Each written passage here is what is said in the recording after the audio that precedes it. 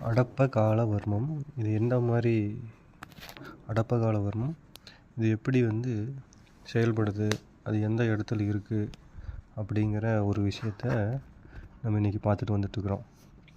அது பார்த்திங்கன்னா, அடப்ப காலம் சித்தர்களுடைய பாட்டு எந்த மாதிரி இருக்குது அப்படின்னா, போச்சப்பா நேர்வர்மம் அதன் குறுக்கே பலமான நால்விரல் அடப்ப காலம் ஆச்சப்பா அதில் வர்மம் கொண்டால் கேளு அவன் வாயில் பல்லதுவே பூண்டு போகும் ஊச்சப்பா ஒரு தளமே தான் துடி துடிக்கும் உற்றுப்பார் கண் பொடு பொடுவென அடைக்கும் காச்சப்பா இதனுடைய குணத்தைக் கண்டு கனமாக நாழிகைதான் கண்டுகொள்ளே கண்டுகொள்ள நாழிகை 30வேயாகும் கருத்தாக இதற்குள் இலகும் காலம் உண்டுகொண்டு ஒரு முலத்தில் புறங்கால் கொண்டு உத்தமனே மறுபுறத்தில் கால்மூட்டு கொண்டு முதுகுவாரியில் தடவி தாழ்த்து முறையாக உச்சியில் ஓரடியும் போடு கொண்டை முடி தூக்கியே